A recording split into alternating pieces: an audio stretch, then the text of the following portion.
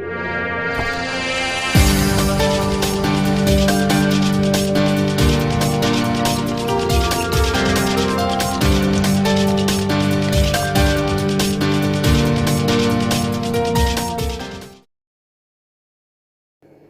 Friends, అందరికి నమస్కారం.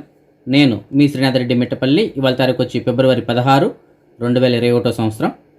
ఇవాళ ముఖ్యాంశాలకు వచ్చినట్టయితే, కువైట్లో ఉన్నటువంటి మన భారతదేశ రాయబారి కార్యాలయం అంటే ఎంబసీ ఏదైతే ఉందో, ఇందులో రేపు మధ్యాహ్నం 3:30 గంటలకి ఓపెన్ హౌస్ని నిర్వహించబోతున్నారు.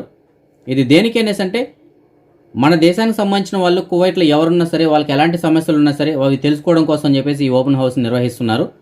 రేపు జరిగేటువంటి ఓపెన్ హౌస్లో మన తెలుగు రాష్ట్రాలకు సంబంధించిన వాళ్ళు ఎలాంటి ప్రాబ్లమ్స్ ఉన్నా సరే వీటిని అయితే మనం వాళ్ళకి చెప్పచ్చు. సో ఇది మనం డైరెక్ట్గా వెళ్ళాల్సిన అవసరం లేదు, ఆన్లైన్లోనే చెప్పచ్చు. అంటే మీరు ఇంట్లో అంటే పారిపోయి ఉన్నా, లేదంటే న్యాయపరమైనటువంటి ఏదైనా సమస్యలు ఉన్నా సరే, లేదంటే కంపెనీ నుంచి మీరు మీ కంపెనీ ఏదైనా మీకు ఇబ్బంది పెట్టి, అలాగే మీ కంపెనీ మీకు సరిగ్గా జీతాలు ఇవ్వకుండా ఉన్నా, సో ఇలాగ ఎలాంటి సమస్యలు ఉన్నా సరే, పాస్పోర్ట్ సంబంధించిన సమస్యలు ఉన్నా, ఇలాంటి ఎలాంటి సమస్యలు ఉన్నా సరే మీరు ఈ ఓపెన్ హౌస్లో ఏదైనా అడగచ్చు. మీరు తెలుగులోనే అడగచ్చు, అలాగే మీకు సమాధానాలు కూడా తెలుగులోనే చెప్తారు. సో మేము దీంట్లో ఎలా పాల్గొనాలి అని చెప్పేసి మీకు డౌట్ రావచ్చు. దీనికి ఏంటంటే ఫ్రెండ్స్, మీకు ఒక అప్లికేషన్ డౌన్లోడ్ చేసుకోవాల్సి ఉంటుంది. అది మీకు ప్లే స్టోర్లో ఉంటుంది. జూమ్ అని చెప్పేసి ఒక అప్లికేషన్ ఉంటుంది. అది డౌన్లోడ్ చేసుకున్న తర్వాత మీకు డిస్ప్లేలో ఇస్తాను చూడండి. అది మీరు ఆ మీటింగ్ యొక్క ఐడి, పాస్వర్డ్ అది ఆ రెండు ఎంటర్ చేసినట్టయితే మీరు అందులోకి జాయిన్ అవ్వచ్చు అనమాట. సో అందులో మన తెలుగు వాళ్ళందరూ చాలామంది డౌట్స్ అడుగుతుంటారు. అందులో మీకు కూడా దానికి సంబంధించిన ఆన్సర్ దొరికే అవకాశం ఉంటుంది. లేదు మీరు సొంతంగా ఏదైనా క్వశ్చన్స్ అడగాలన్నా సరే అడగచ్చు, మీకు కూడా సమాధానం ఏదైనా ఇస్తారు. ఒకవేళ మీలో ఎవరైనా సరే ఈ మీటింగ్కి అటెండ్ అవ్వలేకపోతే కనుక ఈమెయిల్ ద్వారా, అలాగే వాట్సాప్ ద్వారా కూడా మీరు సమస్యలు ఏదైనా రాసి వాళ్ళకి పంపించవచ్చు. వాళ్ళు దాని తర్వాత మీకు ఏదైనా రిప్లై ఇస్తారు. సో దానికి సంబంధించిన ఈమెయిల్ ఐడి, వాట్సాప్ నెంబర్ కూడా మీకు డిస్ప్లేలో ఇస్తున్నాను. వాటి ద్వారా కూడా మీ సమస్యలు అయితే వాళ్ళకి తెలియజేయచ్చు. కానీ మ్యాక్సిమం వీలైనంత వరకు మీరు ఓపెన్ హౌస్లో పాల్గొనడానికి అయితే ప్రయత్నం చేయండి.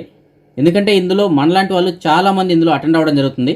దానివల్ల ఎవరెవరికి ఏ సమస్యలు ఉన్నాయి, ఏ సమస్యకి ఎలాంటి పరిష్కారం ఉంటుంది, ఇవన్నీ మనకి ఈ మీటింగ్లో తెలిసే అవకాశం ఉంటుంది. ఎందుకంటే ఇందులో మన ఎంబసీ యొక్క అంబాసిడరు, అలాగే చాలామంది ప్రముఖులు అయితే పాల్గొంటారు.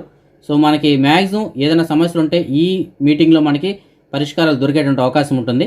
కాబట్టి వీలైనంత వరకు మీరు జూమ్లోనే లాగిన్ అయ్యి మీ మీటింగ్కి అయితే అటెండ్ అవ్వగలరని చెప్పేసి నేను ఆశిస్తున్నాను. కువైట్ ప్రభుత్వం ఈ నెల 21వ తారీఖు నుంచి కువైటేతరులు అంటే కువైట్ పౌరులు కానట్టు వాళ్ళు ఎవరైతే ఉంటారో, అంటే బయట దేశాలకు సంబంధించిన వాళ్ళు ఎవరైతే ఉంటారో వారు డైరెక్ట్గా కువైట్కి రావచ్చు అని చెప్పేసి అనుమతి ఇచ్చింది. అయితే వీళ్ళు వచ్చేటప్పుడు ముందుగానే తప్పనిసరిగా 7 రోజులు క్వారంటైన్లో ఉండడానికి హోటల్ అనేటువంటిది బుక్ చేసుకొని రావాల్సి ఉంటుందని చెప్పేసి చెప్తున్నారు. అయితే ఇక్కడ బయట దేశాలకు సంబంధించిన వాళ్ళు బ్యాన్ చేసినటువంటి 35 దేశాలు ఏవైతే ఉన్నాయో వాటి గురించి ఇతనికి ఎలాంటి ప్రస్తావన రాలేదు. సో బ్యాన్ చేసినటువంటి దేశాలు ఎవరైతే ఉంటారో అలాంటి వాళ్ళు రావచ్చా, రాకూడదు అనే దానికి అయితే ఇంకా సమాధానం దొరకలేదు. బహుశా దానికి 20వ తారీఖు లోపు అయితే తెలిసేటువంటి అవకాశం ఉంది. సో మిగతా దేశాలు ఎవరైతే ఉంటారో, అంటే బ్యాన్ చేయనటువంటి దేశాలు ఎవరైతే ఉంటారో వాళ్ళు మాత్రం రావడానికి అవకాశం ఉంది. వాళ్ళు డైరెక్ట్గా కువైట్కి రావచ్చు, హోటల్ రూమ్స్ బుక్ చేసుకొని రావాల్సి ఉంటుంది వాళ్ళు. ఓకేనా. కువైట్లోని బహిరంగ ప్రదేశాల్లో ఎవరైనా సరే మాస్క్ ధరించకుండా ఉంటే కనుక అలాంటి వారిపైన కఠినమైనటువంటి చర్యలు తీసుకోవడానికి కూడా గవర్నమెంట్ తయారవుతుంది. అతి త్వరలోనే కువైట్ మొత్తం మీద తనిఖీలు కూడా చేపట్టబోతున్నారు. ఎవరైనా సరే పబ్లిక్ ప్లేసుల్లో మాస్క్ కనుక ధరించకుండా ఉంటే వాళ్ళపైన చట్టపరమైన చర్యలు కూడా తీసుకునే అవకాశాలు ఉన్నాయి. కాబట్టి దయచేసి ప్రతి ఒక్కరూ మాస్కులు ధరించండి, అలాగే సామాజిక దూరాన్ని అయితే పాటించండి. కువైట్కి సంబంధించినటువంటి ఆరోగ్య శాఖ మంత్రి అయినటువంటి డాక్టర్ బాసల్ గారు ఇవాళ క్యాబినెట్ మీటింగ్లో మాట్లాడుతూ, ఇప్పుడున్నటువంటి పరిస్థితుల్లో ఈ కరోనాని కట్టడి చేయాలి అంటే లాక్డౌన్ ఒకటే మార్గం కాదు. ఈ వ్యాక్సిన్స్ ఏవైతే ఉన్నాయో అవి కూడా చాలా తొందరగా మన వాళ్ళకి అందించినట్టయితే ఈ కరోనాని మనం కట్టడి చేయొచ్చు అని చెప్పేసి ఆయన చెప్పడం జరిగింది. కాబట్టి వీలైనంత త్వరగా కువైట్ ఉన్నటువంటి ప్రజలందరికీ వ్యాక్సిన్స్ అందించడానికి మేము ఏర్పాట్లు చేస్తున్నాము. అలాగే ఇప్పుడున్నటువంటి పరిస్థితుల్లో ఈ కరోనాని మనం వీలైనంత త్వరగా మనం కంట్రోల్ చేయాలి అనేసి అంటే పాక్షికంగా లాక్డౌన్ కన్నా విధించినట్టయితే ఇది మరింతగా విస్తరించకుండా ఉండడానికి అవకాశాలు ఉంటాయి. దీని గురించి మేమైతే ప్రస్తుతానికి ఆలోచిస్తున్నాము. దీనిపైన ఇంకా ఎలాంటి డెసిషన్ తీసుకోలేదు. డెసిషన్ తీసుకున్న తర్వాత చెప్తామని చెప్పేసి ఆయన చెప్పడం జరిగింది. ప్రపంచంలోని అతిపెద్ద ఎయిర్పోర్టు, అలాగే అత్యంత రద్దీగా ఉన్నటువంటి ఎయిర్పోర్ట్ ఏది అనేసి అంటే దుబాయ్ ఇంటర్నేషనల్ ఎయిర్పోర్ట్ అని చెప్పేసి మీకు అందరికీ తెలుసు కదా. అలాంటి ఎయిర్పోర్ట్కి ఈ కరోనా వచ్చిన తర్వాత బయట దేశాల నుంచి వచ్చేటువంటి యాత్రికులు ఎవరైతే ఉంటారో అలాంటి వాళ్ళు ఈ దుబాయ్కి రావడం అయితే చాలా వరకు తగ్గిపోయింది. వీళ్ళు చెబుతున్నటువంటి లెక్కల ప్రకారం లాస్ట్ ఇయర్తో పోలిస్తే ఈ సంవత్సరం ఎయిర్ ట్రాఫిక్ అనేటువంటిది 70% వరకు తగ్గిపోయినట్టు చెప్తున్నారు. తన ఇంట్లో హోమ్ నర్సుగా పనిచేస్తున్నటువంటి ఒక సిస్టర్ ఉద్దేశపూర్వకంగానే నా తల్లి యొక్క కాలుని విరగ్గొట్టిందని చెప్పేసి ఒక పోలీస్ స్టేషన్లో కువైట్కి సంబంధించిన ఒక పౌరుడైతే కంప్లైంట్ ఇవ్వడం జరిగింది. ఈ కంప్లైంట్ నోట్ చేసుకున్నటువంటి పోలీసు వాళ్ళు హోమ్ నర్స్గా పనిచేస్తున్నటువంటి ఆ సిస్టర్ని అదుపులో తీసుకొని ప్రస్తుతానికి విచారిస్తున్నారు. ఇప్పటివరకు తెలిసినటువంటి విషయాలు ఏమిటంటే ఆ సిస్టర్ అయితే కనుక మన భారతదేశానికి సంబంధించినటువంటి సిస్టరు ఒక ప్రైవేట్ ఈ హోమ్ నర్స్ని సప్లై చేసినటువంటి ప్రైవేట్ సంస్థ ఏదైతే ఉంటుందో దాని ద్వారా ఈవిడ హోమ్ నర్స్గా పనిచేయడం జరుగుతుంది. ఆంధ్రప్రదేశ్కి సంబంధించినటువంటి చాలామంది ఓమన్ దేశంలో ఈ కరోనా కారణంగా ఉపాధిని కోల్పోయి ఇబ్బందులు పడుతున్నారు. అలాగే కొంతమంది ఇంట్లో అంటే పారిపోయినట్టు వాళ్ళు, అలాగే అకామాలు లేనట్టు వాళ్ళు, పాస్పోర్ట్లు లేనట్టు వాళ్ళు చాలామంది అయితే ఇబ్బందులు పడుతున్నారు. ఇలాంటి సమస్యలను పరిష్కరించాలని చెప్పేసి ఏపీఎన్ఆర్టీకి సంబంధించిన వాళ్ళు అయితే ఓమన్ ప్రభుత్వంతో ప్రస్తుతానికి చర్చలు జరుపుతున్నారు. ఇందులో భాగంగానే నిన్న కూడా మన ఆంధ్రప్రదేశ్కి సంబంధించినటువంటి ఒక 8 మందికి ఏపీఎన్ఆర్టీ వాళ్ళు వారి సొంత డబ్బులతోటి ఖర్చులు పెట్టి వీళ్ళకి టికెట్లు తీసి ఆంధ్రప్రదేశ్కి అయితే పంపించడం జరిగింది. వీరందరినీ నిన్న విజయవాడ ఎయిర్పోర్ట్లో ఏపీఎన్ఆర్టీకి సంబంధించిన సభ్యులు అయితే రిసీవ్ చేసుకోవడం జరిగింది. ఏపీఎన్ఆర్టీకి సంబంధించినటువంటి డైరెక్టర్ అయినటువంటి ఇలియాస్ గారు అలాగే ఏపీఎన్ఆర్టీ బృందం అయితే కనుక నిన్న కువైట్లో ఉన్నటువంటి మన భారతదేశం సంబంధించిన రాయబారి కార్యాలయానికి సంబంధించినటువంటి అంబాసిడర్ అయినటువంటి సిబి జార్జ్ గారిని కలవడం జరిగింది. కువైట్లో ప్రస్తుతానికి తెలుగువారు ఎలాంటి ఇబ్బందులు పడుతున్నారు, అలాగే ఇబ్బందుల్లో ఉన్నటువంటి వారిని ఏపీఎన్ఆర్టీ ఏ విధంగా ఆదుకుంటుంది అనే దాని గురించి కూడా వీళ్ళు సిబి జార్జ్ గారితో మాట్లాడడం జరిగింది. సిబి జార్జ్ గారు దీని గురించి సానుకూలంగా స్పందించారు. తెలుగు వారికి ఎలాంటి ఇబ్బందులు ఉన్నా సరే మేము ఆదుకుంటామని చెప్పేసి ఆయన హామీ అయితే ఇవ్వడం జరిగింది. మన భారతదేశానికి సంబంధించిన వాళ్ళు కువైట్లో ఎంతమంది అయితే ఉన్నారో అందులో ఎక్కువ శాతం ఆంధ్రప్రదేశ్కి సంబంధించినటువంటి మహిళలే ఎక్కువగా ఇబ్బందులు పడుతున్నారు. చాలామంది అకామాలు లేకపోవడం, అలాగే ఏజెంట్లను నమ్మి కువైట్కి వచ్చి మోసపోయినట్టు వాళ్ళు ఆంధ్రప్రదేశ్కి సంబంధించిన వాళ్ళు ఎక్కువగా ఉన్నారని చెప్పేసి ఆయన చెప్పడం జరిగింది. దీన్ని నివారించడం కోసం అని చెప్పేసి ఏపీఎన్ఆర్టీ వాళ్ళు ఎలాంటి చర్యలు తీసుకోబోతున్నారు అనే దాని గురించి కూడా వీళ్ళు ఈ సిబి జార్జ్ గారికి వివరించారు. ఆంధ్రప్రదేశ్లోని అన్ని ఏరియాల్లో అవగాహన సదస్సులను ఏర్పాటు చేసి ఏజెంట్ల ద్వారా కువైట్కి కానీ అలాగే గల్ఫ్ దేశాలకు కానీ ఎక్కడికైనా సరే వెళ్ళినట్టయితే ఎలాంటి ఇబ్బందులు ఉంటాయి, అలాగే వెళ్ళేటప్పుడు మనం ఎలాంటి జాగ్రత్తలు తీసుకొని వెళ్ళాలి, ఇలాంటి వాటి గురించి ఒక అవగాహన కార్యక్రమాలను అయితే ఏర్పాటు చేస్తామని చెప్పేసి ఆయన చెప్పడం జరిగింది. కువైట్లో ఈ మధ్య కాలంలో మద్యం అక్రమ రవాణా అయితే చాలా ఎక్కువగా జరుగుతోంది. అది మనం అడపాదడపా వీడియోలో కూడా చెప్పుకుంటూనే ఉన్నాం. ఇవాళ కూడా జహరా ఏరియాలో భారీ మొత్తంలో మద్యం తయారు చేసినటువంటి ఏషియా దేశానికి సంబంధించిన ఒక 3 వ్యక్తులను అయితే పోలీసు వాళ్ళు అదుపులో తీసుకోవడం జరిగింది.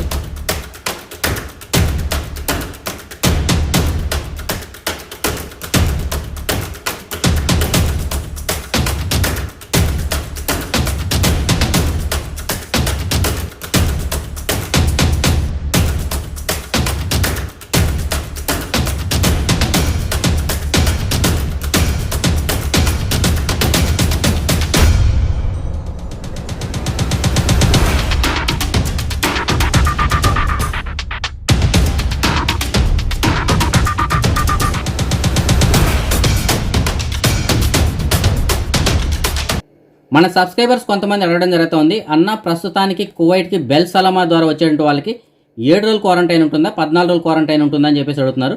ఫ్రెండ్స్, 21వ తారీఖు పైన ఎవరైతే బెల్ సలామా ద్వారా కువైట్కి వస్తుంటారో వారందరికీ ఇప్పుడు ఏదైతే ఆప్షన్ ఉందో సేమ్ అప్పుడు కూడా అలాగే ఉంటుందన్నమాట. 14 రోజులు క్వారంటైన్ ఉంటుంది.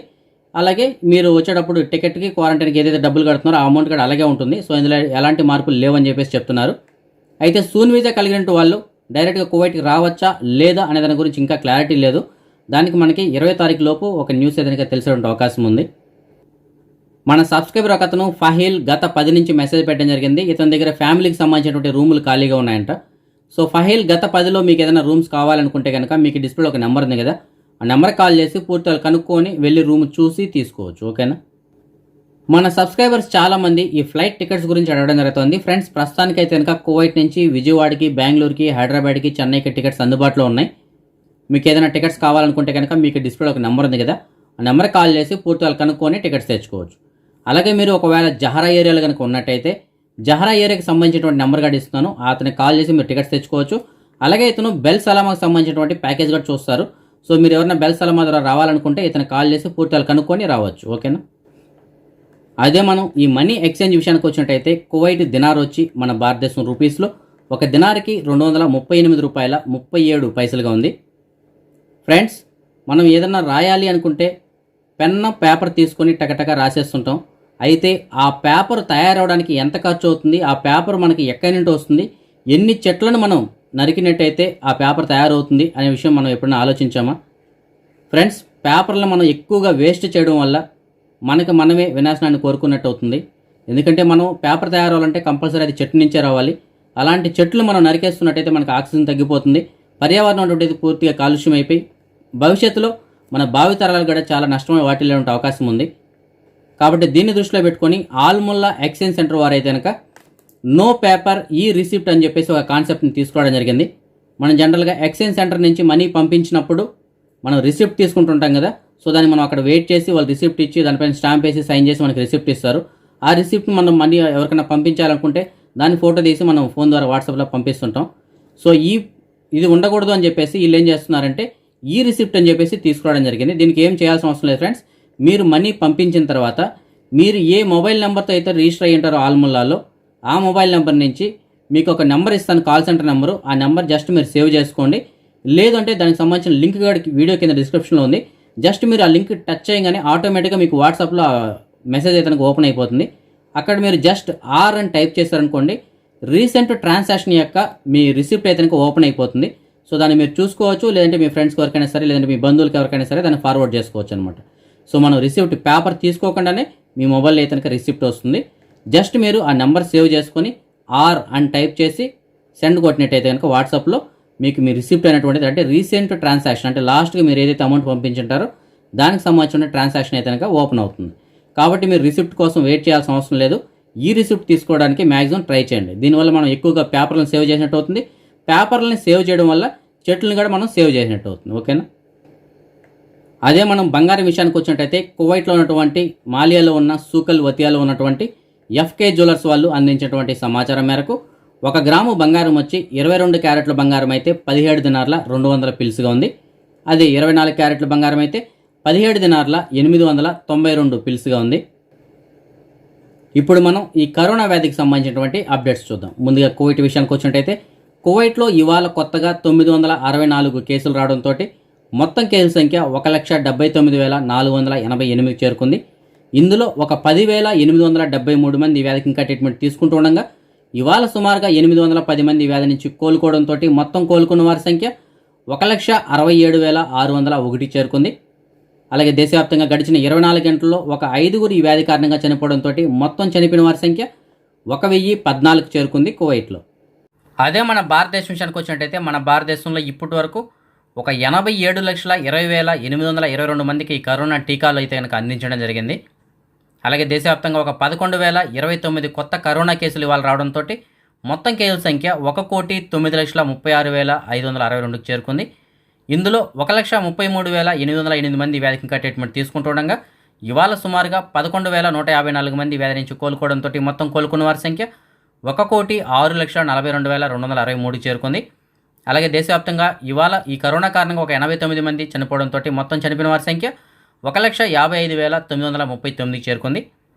అదే మన తెలుగు రాష్ట్రాల విషయానికి వచ్చినట్టయితే ఆంధ్రప్రదేశ్లో ఇవాళ కొత్తగా 60 కేసులు నమోదై దీంతో కలిపి మొత్తం కేసుల సంఖ్య 8,88,959 చేరుకుంది. ఇందులో ఒక 615 మంది వ్యాధికి ఇంకా ట్రీట్మెంట్ తీసుకుంటుండగా ఇవాళ ఒక 140 మంది వ్యాధి నుంచి కోలుకోవడంతో మొత్తం కోలుకున్న వారి సంఖ్య 8,81,181 చేరుకుంది. అలాగే రాష్ట్ర వ్యాప్తంగా గడిచిన 24 గంటల్లో ఈ కరోనా కారణంగా ఎలాంటి మరణాలు సంభవించలేదు. అదే మనం తెలంగాణ విషయానికి వచ్చినట్టయితే తెలంగాణలో ఇవాళ కొత్తగా 129 కేసులు రావడంతో మొత్తం కేసుల సంఖ్య 2,96,795 చేరుకుంది. ఇందులో ఒక 1,628 మంది వ్యాధికి ఇంకా ట్రీట్మెంట్ తీసుకుంటుండగా ఇవాళ సుమారుగా 169 మంది వ్యాధి నుంచి కోలుకోవడంతో మొత్తం కోలుకున్న వారి సంఖ్య 2,93,548 చేరుకుంది. అలాగే రాష్ట్ర వ్యాప్తంగా ఒకరు ఇవాళ ఈ వ్యాధి కారణంగా చనిపోవడంతో మొత్తం చనిపోయిన వారి సంఖ్య 1,619 చేరుకుంది తెలంగాణలో. అదే మనం ప్రపంచవ్యాప్తంగా చూసుకున్నట్టయితే ప్రపంచవ్యాప్తంగా ఇప్పటివరకు సుమారుగా ఒక 10,98,00,000 కేసులు నమోదు కాగా అందులో ఒక 8,45,00,000 మంది అయితే ఈ వ్యాధి నుంచి ఇప్పటివరకు కోలుకోవడం జరిగింది. అలాగే ఒక 24,20,000 మంది అయితే ఈ వ్యాధి కారణంగా ఇప్పటివరకు చనిపోవడం జరిగింది. అదే మనం నిన్నటి విషయానికి వచ్చినట్టయితే ప్రపంచం మొత్తం మీద సుమారుగా ఒక 2,64,800 కేసులు నమోదు కాగా అందులో ఒక అమెరికాలోనే 52,700 కేసులు, మన భారతదేశంలో 9,000 కేసులు, బ్రెజిల్లో 32,000, రష్యాలో 14,000, యూకేలో 9,000, అలాగే స్పెయిన్లో 11,000 కేసులు చొప్పున నమోదు జరిగింది. ప్రపంచవ్యాప్తంగా గత ఒక వారం రోజులకైతే కేసులు క్రమంగా తగ్గుతూ వస్తున్నాయి ఫ్రెండ్స్. 5 లక్షలు, 6 లక్షలు, 4 లక్షలు ఇలా ఉండే కేసులు ఇప్పుడు 2.5 లక్షలకు వచ్చింది. సో ఇది ఇంకా పూర్తిగా తగ్గాలని చెప్పేసి కోరుకుందాం. మన సబ్స్క్రైబర్స్ చాలామంది ఈ జాబ్ వేకెన్సీస్ గురించి వెయిట్ చేస్తుంటారు. కాబట్టి మీకు తెలిసిన చోట ఎక్కడైనా సరే పార్ట్ టైం కానీ ఫుల్ టైం కానీ ఏదైనా వేకెన్సీలు ఉంటే కనుక వీడియో కింద డిస్క్రిప్షన్లో నా వాట్సాప్ నెంబర్ ఉంది. ఆ నెంబర్కి మీరు మెసేజ్ ద్వారా తెలియజేయగలరు. ఇవాళ కూడా మనకి కొంతమంది సబ్స్క్రైబర్లు మెసేజ్ పెట్టడం జరిగింది. అందులో ఒక సబ్స్క్రైబర్ మనకి మెసేజ్ పెట్టారు, ఒక కువైట్ వాళ్ళ ఇంట్లో పనిచేయడానికి ఒక డ్రైవర్ కావాలని చెప్తున్నారు. జీతం అయితే కనుక 150 దినాలుగా ఉంటుందంట. అకామగడ కావాలంటే వీళ్ళు మార్చుకుంటారంట. లేదు మీ సొంత అకామైనా సరే పర్లేదని చెప్తున్నారు. సింగిల్ బండి అంట, ఒకే ఒక బండి ఉంటుందంట. సో దీనికి సంబంధించినటువంటి పూర్తి వివరాల కోసం అయితే మీకు డిస్ప్లేలో ఒక నెంబర్ ఉంది కదా, ఆ నెంబర్ కాల్ చేసి పూర్తి వివరాలు కనుక్కొని వెళ్ళగలరు. ఇంకొక సబ్స్క్రైబర్ మనకి ఖైర్వానీ ఏరియా నుంచి మెసేజ్ పెట్టడం జరిగింది. ఒక కువైట్ వాళ్ళ ఇంట్లో పనిచేయడానికి 2 కద్దామాలు కావాలని చెప్తున్నారు. ఒక కద్దామా వచ్చి నూస్ దవాంకి అంటే మార్నింగ్ వెళ్ళి ఈవినింగ్ రావడానికి, ఇంకొక కద్దామా వచ్చి అలాతోలుగా పనిచేయడానికంట. సో దీనికి సంబంధించినటువంటి పూర్తి వివరాల కోసం అయితే మీకు డిస్ప్లేలో ఒక నెంబర్ ఉంది కదా, ఆ నెంబర్ కాల్ చేసి పూర్తి వివరాలు కనుక్కొని వెళ్ళగలరు. ఇంకొక సబ్స్క్రైబర్ మనకి మెసేజ్ పెట్టడం జరిగింది. ఒక కంపెనీలో ఆఫీస్ బాయ్గా పనిచేయడానికి ఒక వ్యక్తి కావాలని చెప్తున్నారు. జీతం అయితే ఒక 160 దినాలుగా ఉంటుందంట. అలాగే ప్రతి శుక్రవారం సెలవు ఉంటుందంట. దీనికి సంబంధించినటువంటి పూర్తి వివరాల కోసం అయితే మీకు డిస్ప్లేలో ఒక నెంబర్ ఉంది కదా, ఆ నెంబర్ కాల్ చేసి పూర్తి వివరాలు కనుక్కొని వెళ్ళగలరు. ఇంకొక సబ్స్క్రైబర్ మనకి మెసేజ్ పెట్టడం జరిగింది. జాకూర్లో చాయ్ గవ్వ ఇవ్వడానికి ఒక మనిషి కావాలని చెప్తున్నారు. మంచి జీతం ఇస్తారంట. దీనికి సంబంధించినటువంటి పూర్తి వివరాల కోసం అయితే మీకు డిస్ప్లేలో ఒక నెంబర్ ఉంది కదా, ఆ నెంబర్ కాల్ చేసి పూర్తి వివరాలు కనుక్కొని వెళ్ళగలరు. ఇంకొక సబ్స్క్రైబర్ మనకి ఫిర్దోస్ ఏరియా నుంచి మెసేజ్ పెట్టడం జరిగింది. ఒక కువైట్ వాళ్ళ ఇంట్లో పనిచేయడానికి 2 డ్రైవర్లు కావాలని చెప్తున్నారు. మంచి జీతం ఇస్తారంట. దీనికి సంబంధించినటువంటి పూర్తి వివరాల కోసం అయితే మీకు డిస్ప్లేలో ఒక నెంబర్ ఉంది కదా, ఆ నెంబర్ కాల్ చేసి పూర్తి వివరాలు కనుక్కొని వెళ్ళగలరు. ఇంకొక సబ్స్క్రైబర్ మనకి మెసేజ్ పెట్టడం జరిగింది. గొర్రెల దగ్గర కాపరిగా ఉండడానికి 2 మనుషులు కావాలి, అలాగే ఒక డ్రైవర్ కూడా కావాలని చెప్తున్నారు. జీతం అయితే ఒక 150 నుంచి 160 దినాల వరకు ఉంటుందని చెప్తున్నారు. దీనికి సంబంధించినటువంటి పూర్తి వివరాల కోసం అయితే మీకు డిస్ప్లేలో ఒక నెంబర్ ఉంది కదా, ఆ నెంబర్ కాల్ చేసి పూర్తి వివరాలు కనుక్కొని వెళ్ళగలరు. ఇంకొక సబ్స్క్రైబర్ మనకి జహరాలోని తైమై ఏరియా నుంచి మెసేజ్ పెట్టడం జరిగింది. ఒక కువైట్ వాళ్ళ ఇంట్లో పనిచేయడానికి ఒక డ్రైవర్ కావాలని చెప్తున్నారు. మంచి ఇల్లు అని చెప్తున్నారు. దీనికి సంబంధించినటువంటి పూర్తి వివరాల కోసం అయితే మీకు డిస్ప్లేలో ఒక నెంబర్ ఉంది కదా, ఆ నెంబర్ కాల్ చేసి పూర్తి వివరాలు కనుక్కొని వెళ్ళగలరు. ఇంకొక సబ్స్క్రైబర్ మనకి మెసేజ్ పెట్టడం జరిగింది. ఒక కువైట్ వాళ్ళ ఇంట్లో పనిచేయడానికి ఒక కద్దామా కావాలని చెప్తున్నారు. జీతం కూడా 220 దినాలుగా ఉంటుందంట. అయితే ఎవరికైతే ఇంట్రెస్ట్ ఉంటుందో అలాంటి వాళ్ళు మాత్రమే కాల్ చేయండి అని చెప్తున్నారు. దీనికి సంబంధించినటువంటి పూర్తి వివరాల కోసం అయితే మీకు డిస్ప్లేలో ఒక నెంబర్ ఉంది కదా, ఆ నెంబర్ కాల్ చేసి పూర్తి వివరాలు కనుక్కొని వెళ్ళగలరు. ఇంకొక సబ్స్క్రైబర్ మనకి మెసేజ్ పెట్టడం జరిగింది. మజ్రాలో పనిచేయడానికి 2 మనుషులు కావాలని చెప్తున్నారు. మంచి జీతం ఇస్తారంట. దీనికి సంబంధించినటువంటి పూర్తి వివరాల కోసం అయితే మీకు డిస్ప్లేలో ఒక నెంబర్ ఉంది కదా, ఆ నెంబర్ కాల్ చేసి పూర్తి వివరాలు కనుక్కొని వెళ్ళగలరు. ఇంకొక సబ్స్క్రైబర్ మనకి జహరా ఏరియా నుంచి మెసేజ్ పెట్టడం జరిగింది. గొర్రెల దగ్గర కాపరిగా ఉండడానికి ఒక మనిషి కావాలని చెప్తున్నారు. మంచి జీతం ఇస్తారంట. అలాగే తనాదుల పైన వచ్చినట్టయితే అకామగడ మార్చుకుంటామని చెప్తున్నారు. దీనికి సంబంధించినటువంటి పూర్తి వివరాల కోసం అయితే మీకు డిస్ప్లేలో ఒక నెంబర్ ఉంది కదా, ఆ నెంబర్ కాల్ చేసి పూర్తి వివరాలు కనుక్కొని వెళ్ళగలరు. ఇంకొక సబ్స్క్రైబర్ మనకి మెసేజ్ పెట్టడం జరిగింది. కార్ వాష్ కంపెనీలో హెల్పర్స్గా పనిచేయడానికి కొంతమంది మనుషులు కావాలని చెప్తున్నారు. అయితే వాళ్ళకి ఖాదీం వీజా ఉన్నా సూన్ వీజా ఉన్నా ఏదైనా సరే పర్లేదని చెప్తున్నారు. దీనికి సంబంధించినటువంటి పూర్తి వివరాల కోసం అయితే మీకు డిస్ప్లేలో ఒక నెంబర్ ఉంది కదా, ఆ నెంబర్ కాల్ చేసి పూర్తి వివరాలు కనుక్కొని వెళ్ళగలరు. ఇంకొక సబ్స్క్రైబర్ మనకి మెసేజ్ పెట్టడం జరిగింది. ఇతనికి డ్రైవర్ పని కావాలని చెప్తున్నారు. ఇతనికి హెవీ లైసెన్స్ ఉంది. అలాగే అన్ని రకాల ట్రక్స్ అయితే కనుక ఇతను తోలగలరు. సో మీకు తెలిసిన చోట ఎక్కడైనా సరే ట్రక్ డ్రైవర్గా ఏదైనా పని ఉంటే కనుక మీకు డిస్ప్లేలో ఒక నెంబర్ ఉంది కదా, ఆ నెంబర్ కాల్ చేసి అతనికి సమాచారం అందించగలరు. అలాగే ఇంకొక సబ్స్క్రైబర్ మనకి మెసేజ్ పెట్టడం జరిగింది. ఇతనికి డ్రైవర్ పని కావాలని చెప్తున్నారు. సో మీకు తెలిసిన చోట ఎక్కడైనా సరే డ్రైవర్ పని ఖాళీగా ఉంటే మీకు డిస్ప్లేలో ఒక నెంబర్ ఉంది కదా, ఆ నెంబర్ కాల్ చేసి అతనికి సమాచారం అందించగలరు. ఇవాళ మన సబ్స్క్రైబర్స్ యొక్క కొంతమంది పిల్లలు పుట్టినరోజు జరుపుకోవడం జరుగుతోంది. అందులో నరాల వెంకటసిరి ఇవాళ పుట్టినరోజు జరుపుకోవడం జరుగుతోంది. అలాగే రెడ్డి నందన్ ఇవాళ పుట్టినరోజు జరుపుకోవడం జరుగుతోంది. వీరిద్దరికి నా తరపున అలాగే మన ఛానల్ సబ్స్క్రైబర్స్ అందరి తరపున పుట్టినరోజు శుభాకాంక్షలు. ఇంకా ఎవరైనా మన సబ్స్క్రైబర్స్ యొక్క పిల్లలు పుట్టినరోజు జరుపుకుంటూ ఉంటే వారందరికీ కూడా నా తరపున పుట్టినరోజు శుభాకాంక్షలు. ఓకే ఫ్రెండ్స్, ఇది ఇప్పటి వరకు ఉన్న అప్డేట్స్ అయితే కనుక రేపు రాత్రి 9 గంటలకు వచ్చే వీడియోలో మరిన్ని అప్డేట్స్ కలుసుకుందాం. అంతవరకు సెలవు. జై హింద్.